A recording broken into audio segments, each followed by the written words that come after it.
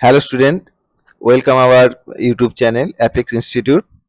তো দেখো, আজকে তোমাদের জন্য কিছু র্যাঙ্কিং এর কোশ্চেন নিয়ে হাজির হয়েছি, যেগুলো মানে বিভিন্ন টাইপের আছে। তো এইগুলো তোমাদের পরীক্ষার, আশা করি পরীক্ষার জন্য খুব উপকৃত হবে তোমরা এই রিজনিং সলভ করার ফলে।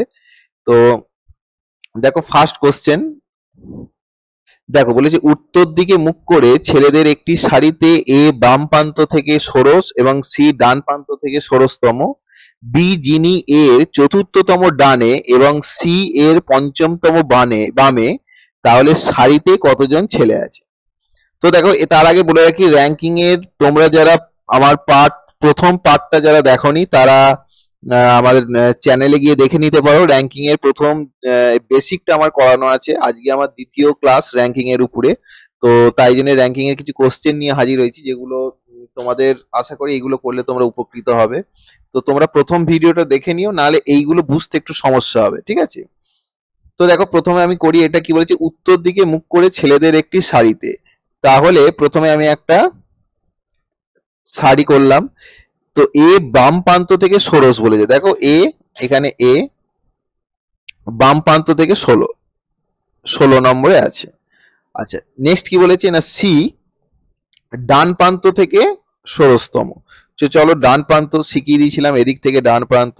তো এখানে সি হচ্ছে কত, সি ডান দিক থেকে 16তম। আচ্ছা, এবার দেখো, বলছে বি যিনি এর চতুর্থতম ডানে এবং সি এর পঞ্চমতম বামে। তাহলে কি বলেছে, বি যিনি এর চতুর্থতম ডানে, এর চতুর্থতম ডানে হচ্ছে বি, মানে 1 2 3 4, এইখানে বসে আছে বি 4 নম্বর ডান দিকে, এবং সি এর পঞ্চমতম বামে, অর্থাৎ 1 2 3 4, এই যে 5 নম্বর এখানে, মানে সি থেকে 5 নম্বর বাম দিকে বি, আর এ থেকে 4 নম্বর ডান দিকে বি। এবার বলছে সারিতে তাহলে কতজন ছেলে আছে। তাহলে দেখো, সিম্পল, এখানে আমি কি করব না, এখানে এদিকে 16 জন, এদিকে 16 জন, তাহলে কতজন হচ্ছে 32 জন। আর মাঝে কতজন হচ্ছে 3 4 5 6 7 8, তাহলে 32 প্লাস 8 সমান হয়ে গেল 40 জন। তাহলে তোমার এই সারিতে কতজন টোটাল হলো না, টোটাল সারির সংখ্যা মানে ছেলের সংখ্যা হলো 40 জন। কিভাবে করলাম বুঝতে পারলে।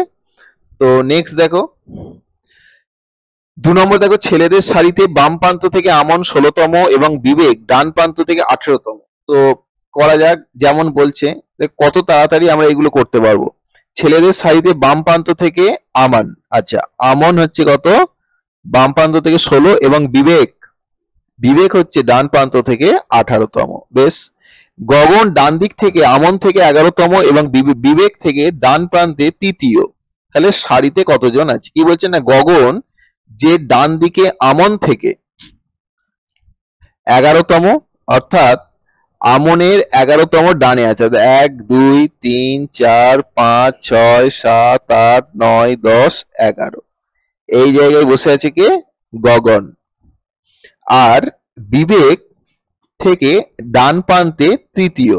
আচ্ছা, বিবেক থেকে ডান প্রান্তে তৃতীয় বলেছে, মানে 1 2 3, এইখানে গগনকে বসাতে হবে। অর্থাৎ টোটাল তোমাকে এই বিবেককে ধরে 11 জনে আনতে হবে। বোঝা গেল। আমি এখানে আর একটা দেখো লাইন টেনে করছি, তাহলে বুঝতে পারবে এটা কি বলেছে না, এ হচ্ছে 16তম, যার আর বি হচ্ছে, এখানে কি বলেছে, বি হচ্ছে 18তম ডান দিক থেকে।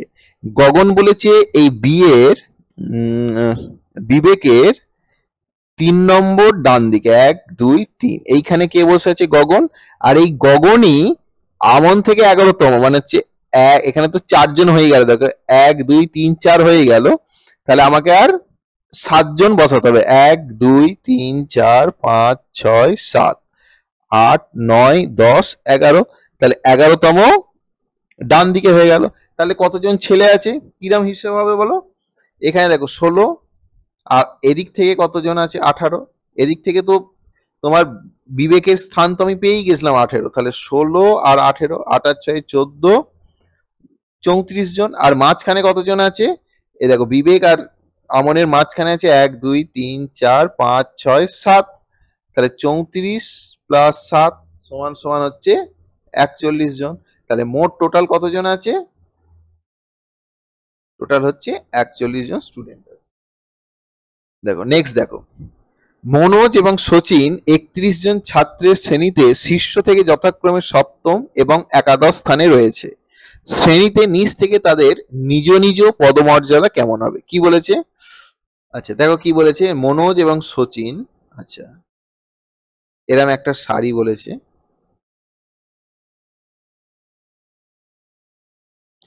এখানে কি হয়েছে না, মনোজ এবং সচিন 31 জন শ্রেণীতে, মানে টোটাল এখানে আছে কতজন? 31 জন। 31 জন শ্রেণীতে শীর্ষ থেকে যথাক্রমে সপ্তম। আচ্ছা মনোজ কি না উপর থেকে মনোজ কতই আছে? 7-এ, আর সচিন একাদশ, মানে উপর থেকে সচিন আছে 11তম। ভালো। এবার বলছে শ্রেণীতে নিচ থেকে তাদের নিজ নিজ পদমর্যাদা কত? দেখো এখানে আছে কতজন? 31 জন। তাহলে মনোজ এই নিচ থেকে কততমই আছে? তাহলে মনোজ উপর থেকে 7, তাহলে এর তলায় কতজন আছে? না 31 থেকে 7 বাদ দাও, 24 জন। তাহলে মনোজ তলা থেকে কত? 24 নয়, তার কারণ হচ্ছে মনোজের র্যাঙ্কটাও তোমাকে ধরতে হবে। 24 জন কি পেলাম? 24 জন পেলাম মনোজের পরে বসে আছে। তাহলে মনোজ কত নম্বরে মনোজ আছে এটা জানতে চাই। তাহলে 24 প্লাস মনোজের র্যাঙ্কটা, এই মনোজের এইটাকে নিতে হবে, এই র্যাঙ্কটাকে। তাহলে মনোজ বসে আছে 25 নম্বরে তলা থেকে। আর সচিন দেখো 31 থেকে 11 বাদ দাও, তার মানে কত হচ্ছে? 20। তাহলে 20 জন কি না 20 জন হচ্ছে তোমার সচিনের পরে বসে আছে। তাহলে সচিন কতজনে আছে? কত নম্বরে আছে তলা থেকে? তাহলে সচিনের র্যাঙ্কটাও কাউন্ট করতে হবে। 20 প্লাস 1 তাহলে হচ্ছে 21। তাহলে 21 নম্বরে সচিন বসে আছে। বোঝা গেল? নেক্সট দেখো, বাম প্রান্ত থেকে রাজন ষষ্ঠ এবং বিনয় ছেলেদের সারিতে ডান প্রান্ত থেকে দশম। রাজন এবং বিনয়ের মধ্যে 8টি ছেলে থাকলে সারিতে কত ছেলে আছে? সারি করলাম। বলছি বাম প্রান্ত থেকে রাজন ষষ্ঠ, আচ্ছা বাম দিক থেকে রজন কত? 6, এবং বিনয় ডান প্রান্ত থেকে দশম, অর্থাৎ বিনয় হচ্ছে 10। রাজন ও বিনয়ের মধ্যে 8টি ছেলে আছে। রাজন ও বিনয়ের মধ্যে 8 জন আছে। তাহলে সারিতে কত? এদের মধ্যে কতজন আছে? টোটাল 8 জন আছে। তাহলে দেখো সেই সূত্র, টোটাল বার করার সূত্র কি না 3টের যোগফল। তাহলে 10 আর 6 16 আর 8 24। তাহলে 24 জন হয়ে গেল উত্তর। বুঝা গেল? নেক্সট, রিচার্ড ছেলেদের একটি কলামের সামনে থেকে 15তম, সামনের চেয়ে তার পিছনে 3 গুণ ছিল। দেখো এটা খুব সুন্দর একটা কোশ্চেন, এগুলো পরীক্ষায় খুব আসে, জিনিসটা ভালো করে বুঝে নাও। কি বলছে দেখো, রিচার্ড ছেলেদের একটি কলামে সামনে থেকে 15তম। আচ্ছা ধরো এই কলামের সামনে থেকে, মানে যে উপর থেকে ধরো আমি ধরলাম এখানে রিচার্ড হচ্ছে কত? 15 নম্বরে বসে আছে উপর থেকে। সামনের চেয়ে তার পিছনে, অর্থাৎ সামনে তাহলে রিচার্ডের কতজন আছে? না 14 জন। রিচার্ড যদি উপর থেকে 15 হয় তাহলে সামনে আছে 14 জন। এই 14 জন, এই 14 জনের 3 গুণ ছেলে আছে কে না রিচার্ডের পিছনে, অর্থাৎ রিচার্ডের পরে। তাহলে 14 ইন্টু 3 মানে হচ্ছে 42 জন হয়ে গেল এখানে বসে আছে রিচার্ডের পরে। তাহলে রিচার্ড এবং কলামের শেষ থেকে সপ্তম ছেলের মধ্যে কয়টি ছেলে আছে? তাহলে রিচার্ড উপর থেকে কততম আছে? 15তম। এবার বলেছে তলা থেকে 7 নম্বর র্যাঙ্কে যে বসে আছে তার আর রিচার্ডের মাঝে কতজন বসে আছে? তাহলে দেখো এখানে দেখো তুমি পরে কতজন ছিল না পরে ছিল 42 জন, রিচার্ডের পরে 42 জন ছিল। তাহলে 42 থেকে আমাকে কি করতে হবে? 7 জনকে মাইনাস করতে হবে। কেন মাইনাস? না 7 জন পরে, 7 জনের পর থেকে রিচার্ডের মাঝখান অবধি তোমাকে জানতে চাইছে। তাহলে 42 থেকে তুমি 7 বাদ দাও, মানে এই র্যাঙ্কটা এর আর এর মাঝে চেয়েছে, সুতরাং এই 7 নম্বর র্যাঙ্ক অবধি তোমাকে ধরলে হবে না। তারপর থেকে, তাহলে এদের মাঝে কতজন বসে আছে, না 42 থেকে 7 বাদ দিলে বলো 35 জন। তাহলে এদের মাঝে বসে আছে কতজন, 35 জন। তাহলে উত্তর হয়ে গেল 35। দেখো বোঝা গেল কি বললাম, এই ধরনের প্রশ্ন আসে। বলছে রিচার্ড উপর থেকে 15, রিচার্ডের সামনে যতজন আছে তার 3 গুণ আছে তার পরে, তাহলে রিচার্ডের সামনে 14 জন, তার পিছনে হচ্ছে বা পরে হচ্ছে 42 জন। এবার জানতে চাইছি রিচার্ড আর শেষ থেকে 7 নম্বরে যে বসে আছে তাদের মাঝে কতজন আছে। তাহলে রিচার্ডের পরে যদি 42 জন থাকে, তাহলে 42 থেকে তুমি 7 মাইনাস করো, তাহলে 35 জন। তাহলে রিচার্ড আর 7 নম্বরে যে বসে আছে তলা থেকে তাদের মাঝে উপস্থিত ছাত্র সংখ্যা কত, 35। তাহলে উত্তর হয়ে গেল 35। নেক্সট চলো, বলছে ছাত্ররা একটি সারিতে দাঁড়ানো যেখানে আশিস বাম দিক থেকে 15তম এবং সচিন ডান দিক থেকে 7ম।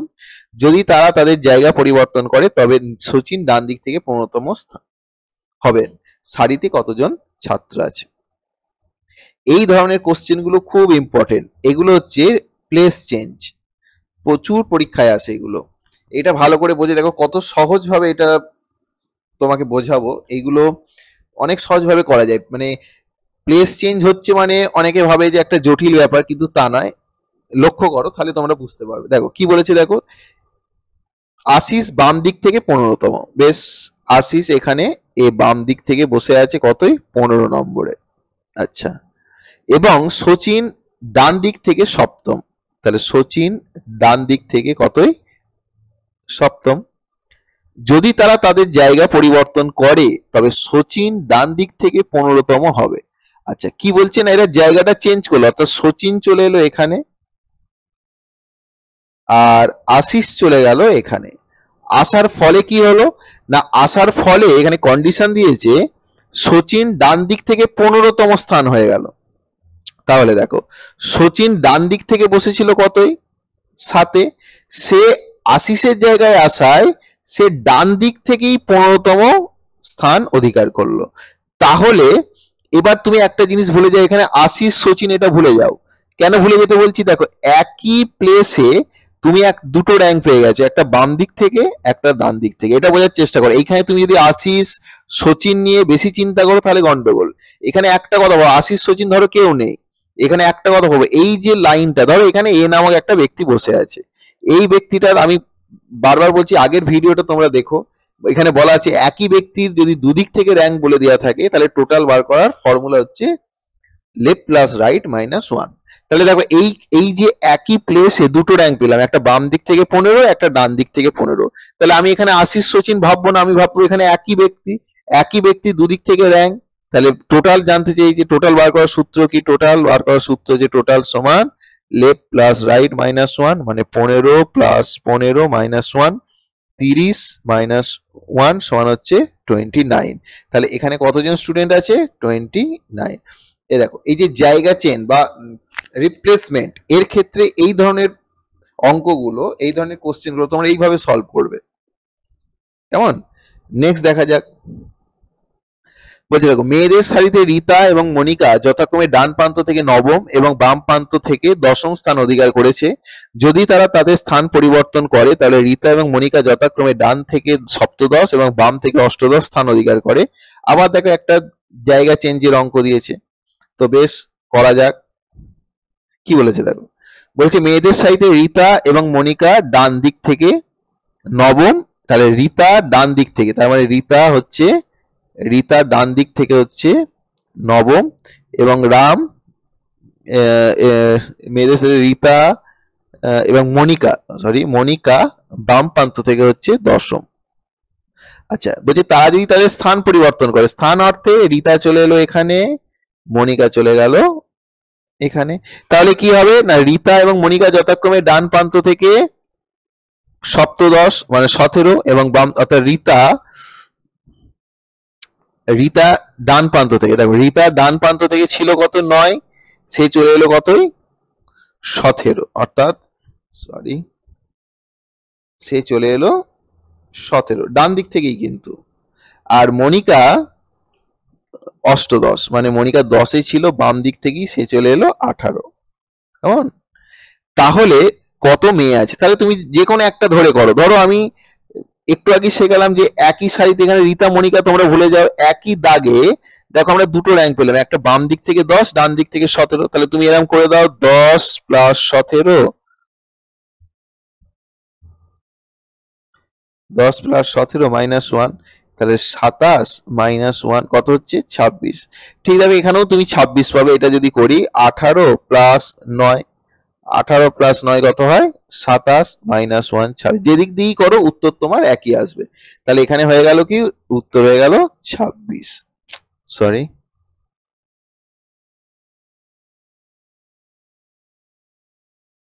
তো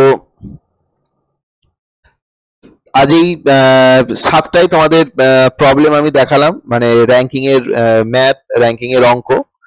তো আশা করি তোমরা এই ধরনের কোশ্চেন পেয়েছো পরীক্ষার হলে, বা যখন পরীক্ষা দিতে যাবে পাবে। এটা ভালো করে দেখো। আশা করি তোমাদের পরীক্ষায় এই ধরনের প্রশ্ন যদি আসে তোমরা অনায়াসে করে আসতে পারবে। এবং তোমরা এটা দেখার পর তোমরা কমেন্টে জানিও যে তোমাদের বুঝতে কতটা সুবিধা হলো, বা বুঝতে পারলে কি পারলে না, বা এই ধরনের যদি তোমরা আরো কোশ্চেন সলভ ভিডিও চাও আমি নিয়ে আসবো, বা তোমাদের যদি কোনো জানার থাকে যে স্যার এর উপরে ভিডিও দিন কোনো টপিকের উপরে, রিজনিং এর, তাহলে তার উপরেও আমি চেষ্টা করব এরকম কোশ্চেন এনে, বিভিন্ন টাইপের কোশ্চেন এনে ভিডিও দিয়ে, যাতে তোমরা উপকৃত হও। তো আজ এই 7টা অঙ্কই বা 7টা প্রবলেমই থাক তোমাদের কাছে, এগুলো সলভ করলাম, তোমরা বারবার দেখো, আশা করি তোমরা উপকৃত হবে। তো ঠিক আছে, চলো দেখা হচ্ছে নেক্সট ভিডিওয় আবার একটা কোনো টপিক নিয়ে। Thank you.